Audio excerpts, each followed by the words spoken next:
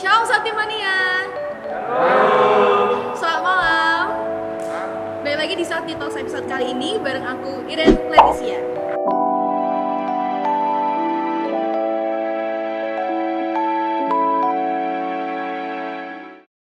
Nah, Saktimania, gimana kabarnya hari ini? Kalau kalian baik-baik saja, kalian bisa komentar di live chat kita di bawah ini biar kita masih tetap bisa terhubung dan masih bisa berinteraksi. Nah, karena adanya pandemi COVID-19 ini, pemerintah mengimbau kita untuk kita di rumah aja dan tetap jaga kesehatan ya. Jadi buat teman-teman yang nggak punya keperluan atau kebutuhan yang urgent, kalian bisa di rumah aja dan menjaga kesehatan kalian. Nah, kali ini aku nggak sendirian nih, karena bakal ditemenin oleh tamu spesial kita hari ini. Kira-kira siapa yang akan jadi tamu spesial hari ini? Apakah Lee Min Ho? Atau mungkin Jeffrey Nicole? Enggak, langsung aja. Hari ini kita bersama dengan Mas Riki. Halo. Hai Mas Riki. Hai. Gimana kabarnya hari ini? Baik, puji Tuhan. Mas Riki, dengan adanya pandemi ini, kira-kira kegiatan apa sih yang sudah dilakukan selama di rumah aja? Ya, yang pasti kita harus tetap menjaga kesehatan ya. Aha. Istirahat cukup, makan cukup, dan penggantian makan bergizi, dan juga kita tetap berolahraga dalam rumah. Itu aja sih yang paling cukup untuk meningkatkan imun kita.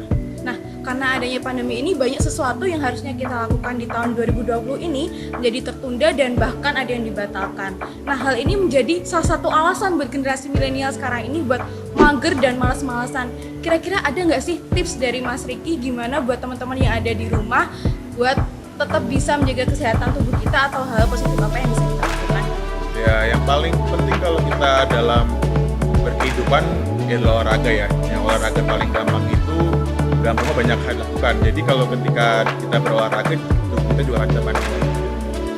Itu tadi adalah tips-tips yang berpositif buat teman-teman yang ada di rumah dari Mas Riki. Nah, pasti teman-teman yang ada di rumah dan juga Saktimania penasaran, kira-kira ada nggak sih kisah inspiratif di balik suksesnya seorang Mas Riki ini?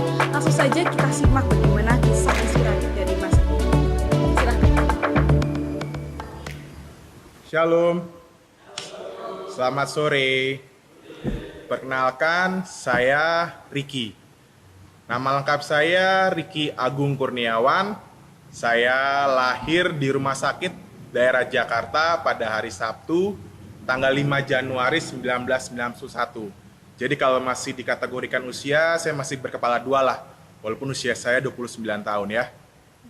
Saya telah memiliki satu pendamping hidup dan telah dikaruniai satu malaikat kecil. Dan sampai saat ini saya berpendidikan terakhir di S1 Pendidikan Dokter Umum Universitas Kristen Indonesia di Jakarta. Kemudian saya juga terdaftar sebagai anggota Gereja Baptis Indonesia Jatinegara. Untuk hobi saya adalah hobi yang mungkin familiar ya. Saya suka berolahraga, apapun olahraganya saya suka, tapi yang paling penting, yang paling saya suka adalah sepak bola dan futsal. Kemudian saya suka jalan-jalan.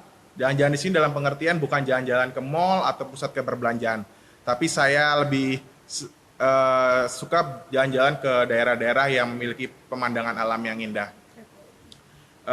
Saya juga dalam organisasi kurang berorganisasi banyak, jadi organisasi saya cukup dibilang sedikit juga enggak ya, cukup saja menurut saya. Di bidang formal, organisasi saya mungkin ikut dalam bagian anggota Badan Pengurus Senat Mahasiswa FKUKI. Jadi kalau dalam kampus lain bisa disebut dengan BEM atau Badan Eksekutif Mahasiswa.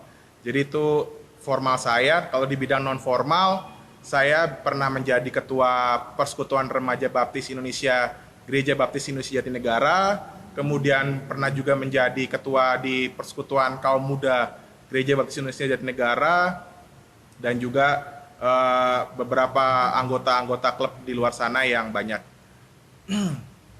Jadi di sini saya hadir cukup senang karena di sini saya bisa bergabung, bisa bertemu dengan kalian semua, dan biasanya saya itu diundang atau dijadikan pembicara atau narasumber di persekutuan PBI atau WBI, di mana kalau dirata-ratakan usia mereka cukup tinggi, yaitu usia 45 tahun ke atas. Jadi ketika saya di sini bersama-sama kalian, bersama kaum muda, saya menjadi senang dan rasa awet muda, kembali ke usia 17 tahun mungkin. Nah, ketika saya di sini saya diminta untuk berbicara, saya sungguh senang. Kenapa? Karena saya berbicara terakhir untuk kaum muda atau persekutuan kaum muda itu sendiri di Gereja Baptis Indonesia itu terbilang cukup lama. Terakhir saya berbicara pada tahun 2017, yaitu di Persekutuan Kaum Muda Gereja Baptis Indonesia Gisik Drono, yaitu di wilayah Semarang. Dan terakhir ketika saya berbicara untuk PBI dan WBI itu pada tahun 2020, yaitu pada bulan April kemarin. Jadi jarak yang cukup jauh menurut saya ketika saya berbicara untuk kaum muda dan kaum tua itu sendiri.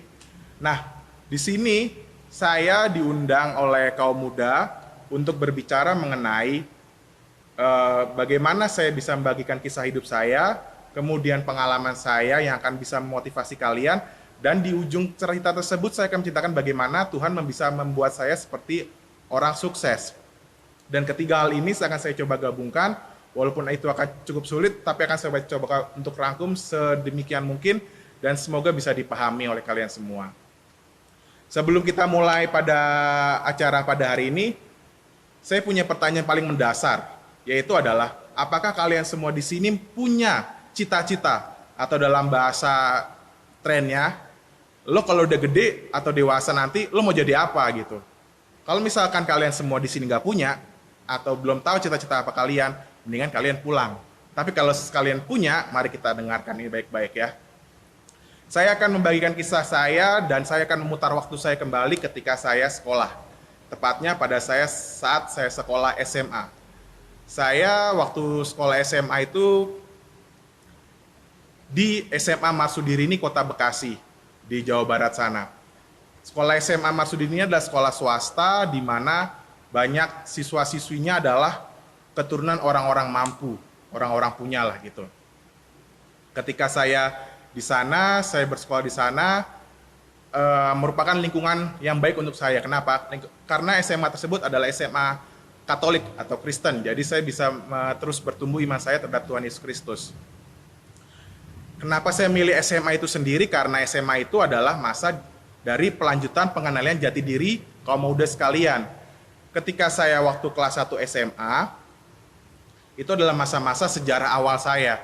Sejarah awal yang menjadi tongkat dari pijakan saya saat ini. Kenapa bisa seperti itu?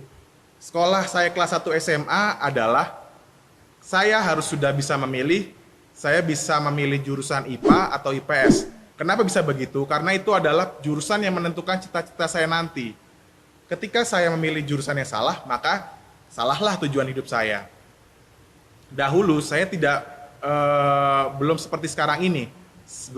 Cita-cita saya bukan seperti dokter, tapi orang tua saya menginginkan saya menjadi dokter.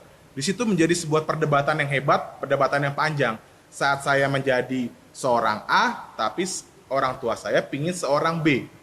Dua pilihan yang cukup berbeda, tapi ketika saya runut, ketika saya berdoa, akhirnya saya mengikuti apa yang orang tua saya mau.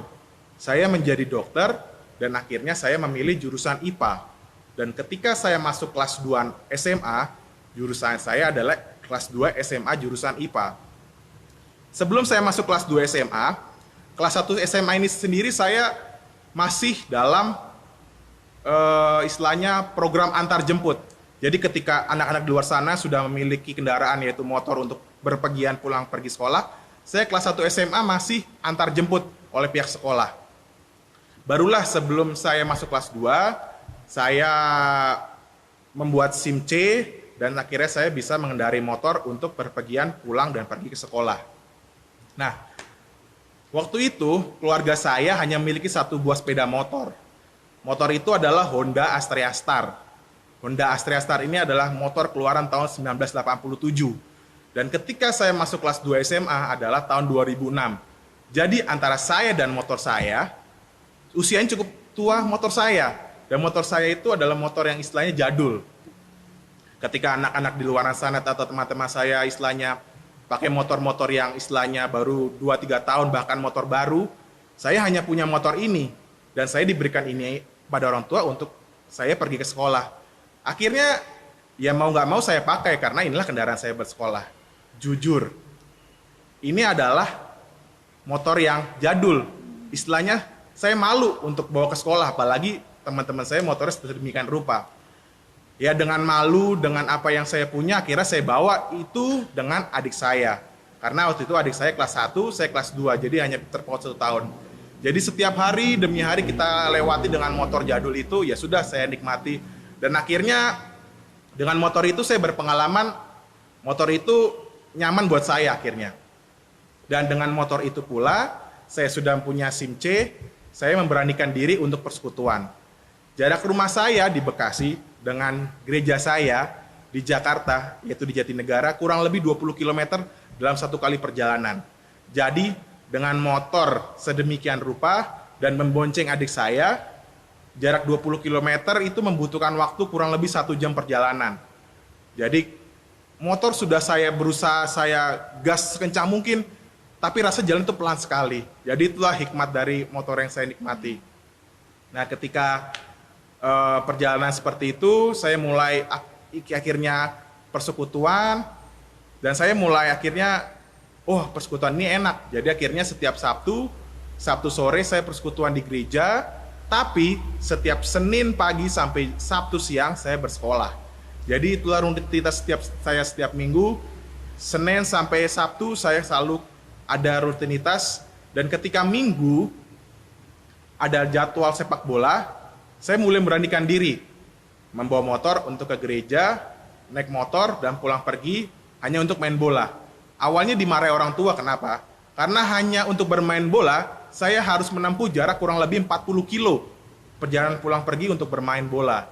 Jadi orang tua saya istilahnya tidak tega anaknya jauh-jauh buat main bola. Tapi ya apa-apalah, itu saya lakuin gitu. Akhirnya dengan rutinitas saya begitu padat dengan motor, dan motor saya itu dirasa tidak cukup baik, akhirnya puji Tuhan, orang tua saya membelikan sepeda motor baru, dan akhirnya saya dan adik saya bisa lebih nyaman lagi untuk ke sekolah dan untuk ke gereja. Nah, akhirnya saya dan adik saya terlibat dalam persekutuan remaja ya, persekutuan remaja di gereja, dan saya akhirnya mulai diminta untuk beberapa melayani. Ya, mulai pelayanan kecil seperti penyambut tamu, penerima persembahan, ya seperti itulah rutinitas saya ketika saya diminta untuk melayani di dalam ibadah. Ketika saya beranjak, kemudian waktu demi berlalu, saya masuki kelas 3 SMA. Nah, masa kelas 3 SMA ini adalah cukup masa yang terbilang berat bagi saya. Saya harus mempersiapkan diri masuk ke dalam perguruan tinggi, yaitu Fakultas Kedokteran, tapi di lain sisi saya juga harus mempersiapkan diri untuk ujian akhir nasional dan ujian akhir sekolah. Jadi harus seimbang dalam menyelaraskan 2 ujian tersebut. Yang saya ingat, saya telah berkali-kali, yaitu 7 kali ujian masuk Fakultas Kedokteran. 6 kali saya tidak lolos, artinya saya gagal untuk masuk ke dalam Fakultas Kedokteran Perguruan Tinggi Negeri di daerah Jawa. Jadi 6 kali saya gagal, dan hanya 1 kali saya bisa berhasil di Fakultas Kedokteran swasta, yaitu Universitas Kristen Indonesia. Dan akhirnya penyesalan, kecewa, sedih itu ada dalam hati saya. Dan saya sempat berpikir dan sempat istilahnya bertanya dalam hati saya, Tuhan, kenapa saya telah melayanimu, saya telah bersekutu denganmu, tapi saya minta untuk bisa masuk ke Fakultas Kedokteran Perguruan Tinggi Negeri, Tuhan tidak memberikannya.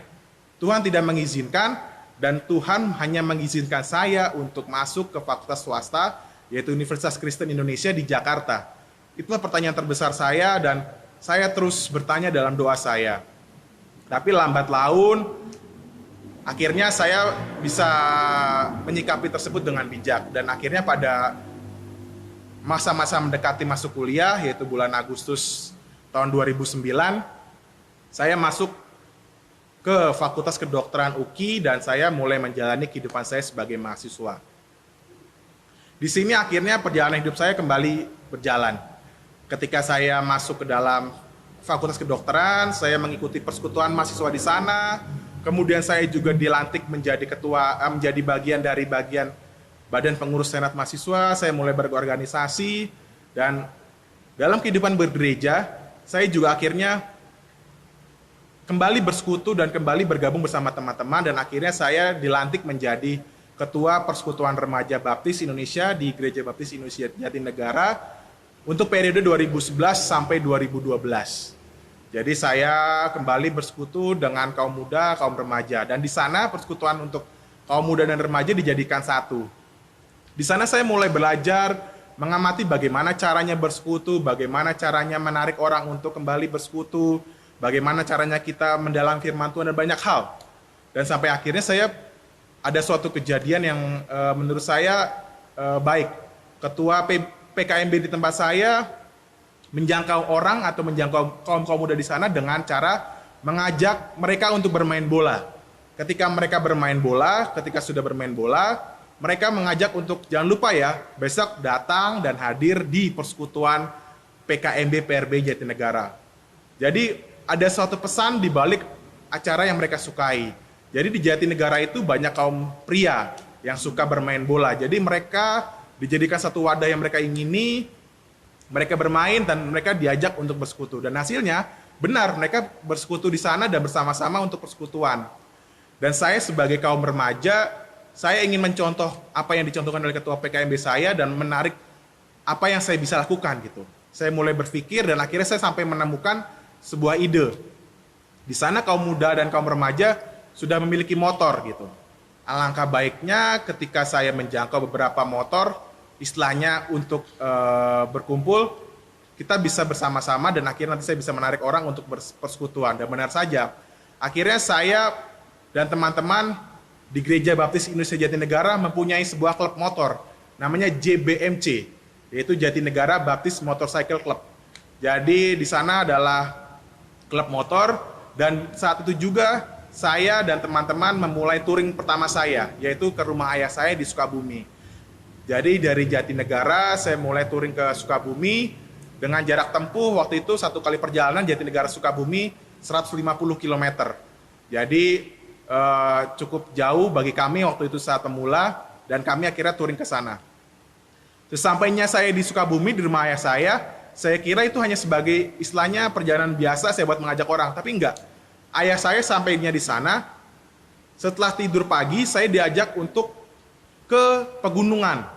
Di sana terdapat sepasang suami istri yang sudah tua, dan di sana kita diajak untuk berpengalaman Injil atau pengabaran Injil kepada mereka.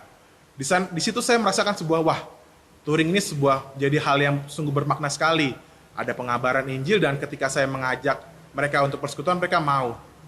Akhirnya laut demi laut, waktu demi waktu, saya mengajak kembali mereka untuk touring.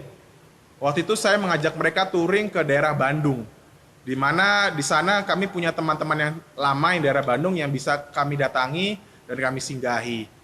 Jarak Jatinegara ke Bandung kurang lebih 350 km, cukup jauh dan cukup memakan waktu perjalanan yang jauh. Tapi bagi kami akan coba. Dan sampai sana, ya puji Tuhan, kami diterima baik dengan teman-teman kami boleh mengajak mereka kembali mengenal Tuhan, dan kami pulang dari sana membawa berkat. Jadi saya di sini mempunyai sebuah pesan. Jadi untuk mungkin teman-teman PKMB atau PRB di sini, bagaimana caranya bisa mengajak, cobalah kalian berpikir dari hal-hal kecil, atau mungkin dari masukan-masukan yang lain, kalian bisa melihat apakah kesenangan semua orang bisa dijadikan satu, jadikan sebuah wadah, sehingga ketika mereka sudah senang dengan wadah tersebut atau dengan perkumpulan tersebut, kita dengan mudah menggiring atau mengajak mereka ke persekutuan yang kita mau. Itulah saya alami, saya bisa berbagi ketika kami bisa istilahnya merangkul dalam wadah perkumpulan, dan mereka bisa masuk dan persekutuan kita tetap berlanjut. Akhirnya saya masuk ke tahun 2013. 2013 saya dilantik menjadi ketua PKMB, dan saya di sini berdiri sendiri dan harus menjadi contoh bagi adik saya, yaitu ketua PRBI.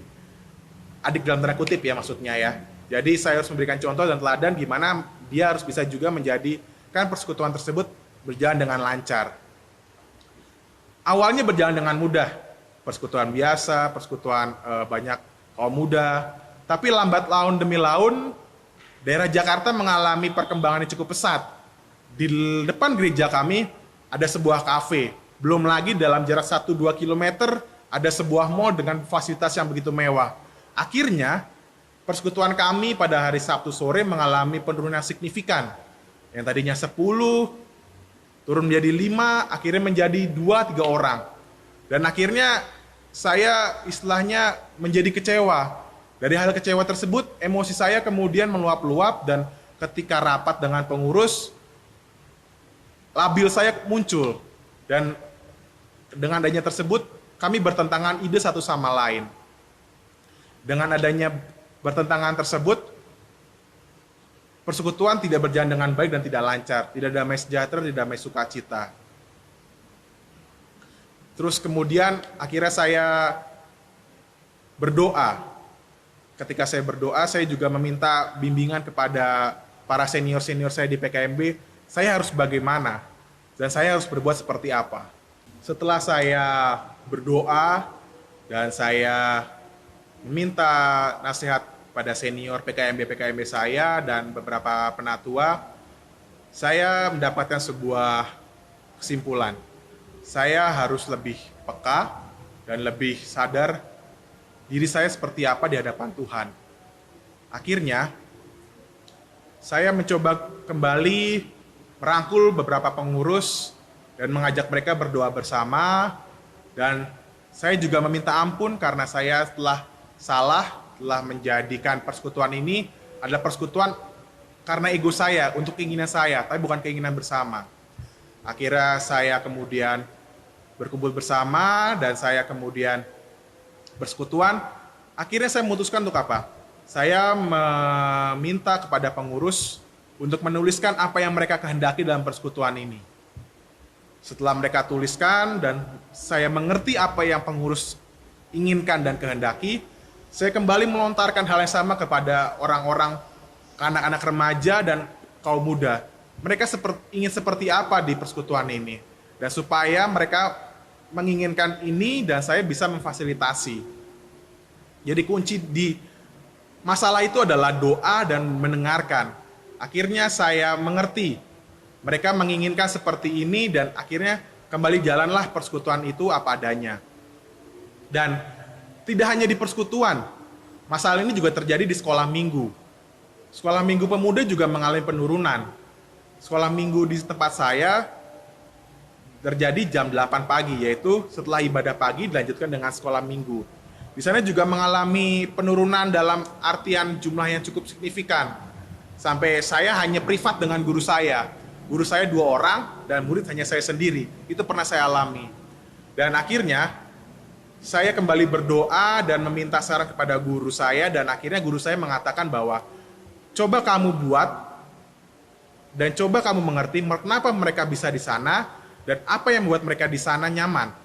Akhirnya saya membuat sebuah kesimpulan, mereka di sana karena nyaman, karena ada kafe, mungkin mereka makan dan mereka juga bisa. Dulu itu wifi istilahnya belum semarak ini ya, wifi gratis ya. Jadi mungkin di sana menikmati wifi. Akhirnya saya di gereja itu mencari sebuah tempat yang kosong. Di sana saya mencoba mendiskusikan dengan panitia perancang dalam hal ini inventaris untuk mengadakan pengadaan wifi, kemudian ada sofa. Akhirnya di tempat tersebut saya menyediakan sebuah sofa untuk mereka, makan pagi untuk mereka, snack untuk mereka dan wifi. Jadinya mereka di sana bisa sekolah minggu, tapi mereka di sana juga bisa nongkrong. Dalam pengertian bisa mengakses internet, bisa makan sepuasnya. Jadi ya tempat itu saya buat sedemikian rupa senyaman mungkin dengan apa yang mereka dapati di kafe tersebut. Dan puji Tuhan, sekolah minggu kami kembali berjalan. Dan di satu sisi sekolah minggu berjalan, persekutuan berjalan, saya merasakan sukacita yang kembali dalam persekutuan dan sekolah minggu tersebut. Akhirnya ketika 2013, 2014, dan 2014 saya mulai masuk ke dalam dunia profesi saya, yaitu sekolah S1 saya sudah selesai, akhirnya saya mulai menyerahkan jabatan saya kepada wakil saya untuk menjadi ketua PKMB. Karena saya sudah tidak bisa lagi atau tidak memiliki waktu, karena waktu saya habis termakan di rumah sakit untuk istilahnya saya mengabdikan profesi saya. Dari 2014 akhirnya saya pada tahun 2018 saya lulus. Saya lulus untuk profesi saya dokter umum. Tapi rintangan pada saya tidak begitu saya hilang. Rintangan-rintangan demi rintangan terus terjadi pada kami. Karena pada tahun 2018 tersebut saya sudah memiliki sebuah keluarga kecil. Saya sudah beristri dan saya sudah memiliki seorang anak. Ketika saya lulus dari dokter umum, saya harus dihadapkan kembali pada sebuah pemilihan di mana tempat yang harus saya pilih untuk saya mengabdi. Saya orang Jakarta, saya sudah terbiasa hidup-hidup di daerah Jakarta dengan berbagai fasilitasnya, otomatis saya memilih untuk tetap stay di Jakarta. Kenapa ya? Karena ya di daerah tidak seperti di Jakarta seperti ini yang bisa menyediakan semuanya. Akhirnya, saya berkomitmen untuk saya memilih penempatan dokter saya di Jakarta. Waktu itu pemilihan untuk penempatan dokter dilakukan secara online dan dilakukan sebanyak 3 hari. Jadi secara online di sini adalah pengertian siapa yang memiliki internet kualitas baik dan cepat, siapa yang memiliki komputer yang cepat, dia akan istilahnya mendapatkan tempat yang cepat juga di Jakarta. Dan juga teman-teman saya ini banyak yang menginginkan juga di Jakarta, jadi nggak hanya saya sendiri. Mereka malas keluar daerah dan mereka hanya ingin di Jakarta. Jadi bisa dibayangkan dari berbagai banyak orang memilih tempat di Jakarta, yang tempat di Jakarta hanya cuma beberapa. Dan pada hari pertama saya gagal. Saya tidak bisa memilih Jakarta. Saya tidak dapat di Jakarta. Saya pulang, saya menceritakan pada istri saya sedih. Saya tidak bisa di Jakarta. Berarti kita harus keluar daerah. Hari pertama itu, pada malamnya, saya berdoa, Tuhan, saya ingin hidup saya sesuai dengan kehendak-Mu. Itu yang terjadi di perkataan saya. Tapi, yang dalam pikiran saya, Tuhan, saya ingin di Jakarta. Jadi antara pikiran dan perkataan tidak nyambung. Jadi ketika saya memilih, saya tidak dapat di Jakarta. Itulah yang membuat saya akhirnya introspeksi diri ya. Mungkin hal inilah yang membuat saya tidak bisa di Jakarta dan Tuhan mungkin mengizinkan saya di tempat lain. Akhirnya pada malam hari kedua sebelum saya pemilihan, saya berdoa dengan istri, saya menyerahkan dan memasrahkan segalanya kepada Tuhan. Tuhan, di manakah tempat yang Kau kehendaki, itulah yang aku tuju dan disitulah tempat yang akan saya melayani-Mu. Saya akhirnya memasrahkan itu semua dan pada hari kedua paginya, saya menjalani pemilihan tersebut dengan rasa deg-degan kembali. Kenapa deg-degan? Saya takut kembali kegagalan hari pertama menghantui saya. Tapi akhirnya kembali saya berdoa, mengambil saat teduh sejenak, dan sudah saya pasrahkan itu semua kepada Tuhan. Dan waktu pemilihan pun akhirnya tiba, dan ketika pemilihan, hal yang luar biasa terjadi. Jakarta adalah prioritas saya pertama, tapi ketika saya tidak dapatkan Jakarta, saya harus membuat alternatif lain, yaitu di kota mana yang saya akan tuju. Saya membuat alternatif di kota Kediri. Kota Kediri ini adalah kota di mana ayah dan ibu saya lahir. Jadi ayah dan ibu saya berasal ya di sini nih. Jadi saya sudah mengenal baik kota ini sejak lebih lama. Dan akhirnya saya memilih kota Kediri. Dan puji Tuhan, saya akhirnya bisa ditempatkan di Kediri ini. Dan akhirnya saya bilang ke istri saya, kita akan memulai perjalanan hidup kita di kota Kediri sana. Saya awalnya tidak tahu bagaimana saya akan hidup, karena saya membawa istri dan membawa anak, tidak hanya membawa diri saya sendiri. Saya kembali memasrahkan ini semua kepada Tuhan. Tuhan, bagaimana saya nanti di sana? Bagaimana saya hidup? Anak saya sekolah bagaimana? Muncul banyak pertanyaan-pertanyaan di dalam pikiran saya. Tapi saya kembali berdoa dan saya mendapati bahwa masalah pada hari ini cukuplah hari ini dan masalah hari esok adalah hari esok. Cukuplah kamu berpikiran pada hari ini saja. Ya udah, saya akhirnya kembali pasrah terhadap Tuhan. Yang apa yang Tuhan ingini ya saya kehendaki. Akhirnya ketika saya 2019 ditempatkan di Kediri ini, saya mulai perjalanan baru saya dengan keluarga saya.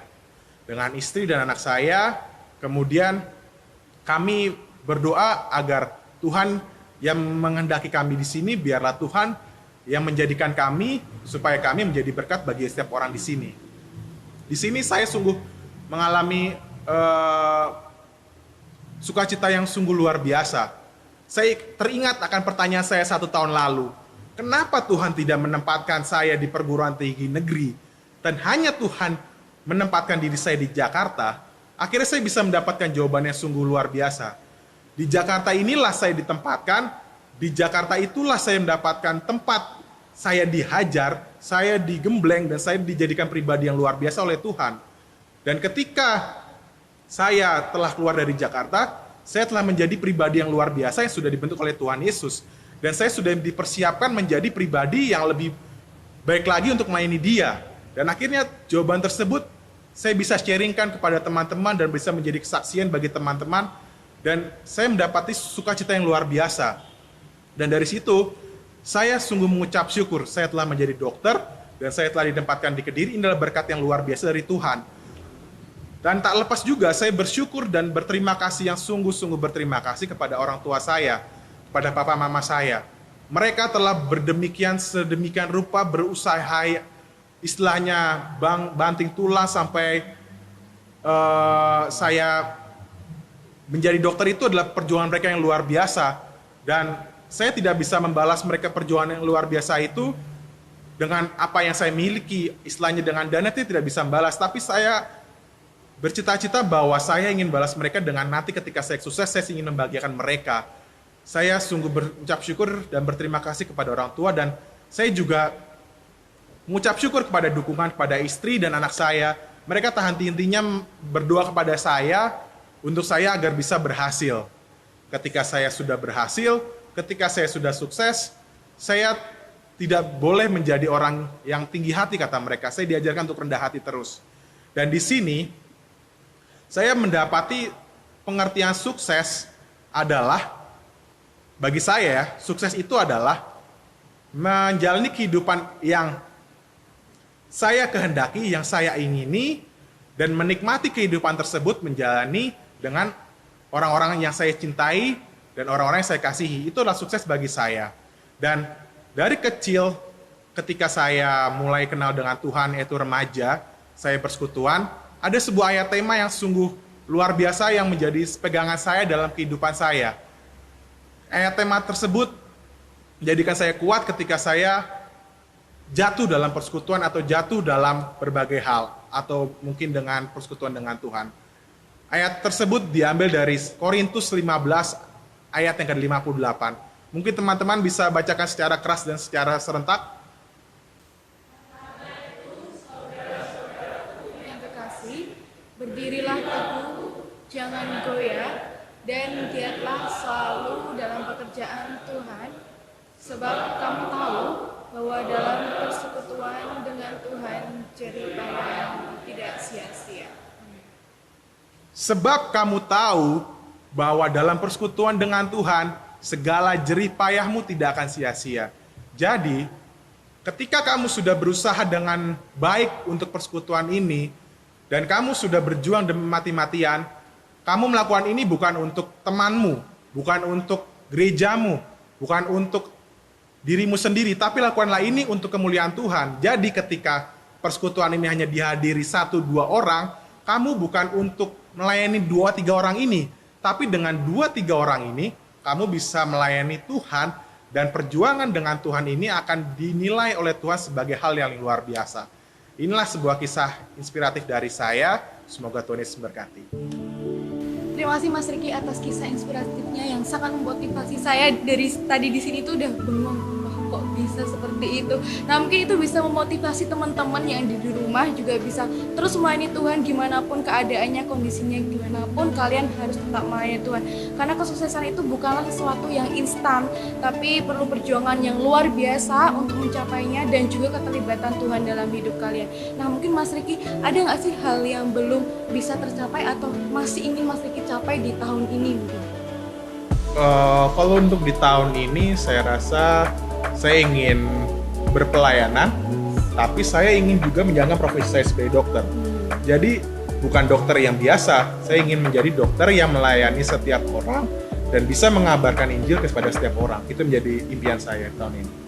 Nah, gini Mas Riki. Nah, saat ini kan pemuda gereja ini kan banyak yang malas nih, kadang yang suka mengundurkan diri ketika mereka terlibat dalam pelayanan. Mereka tidak semangat, tapi mereka malah takut, minder, mereka mengundurkan diri seperti itu. Mungkin ada nggak sih beberapa saran dari Mas Riki gimana buat teman-teman yang masih muda ini tetap semangat gitu loh untuk melayani Tuhan?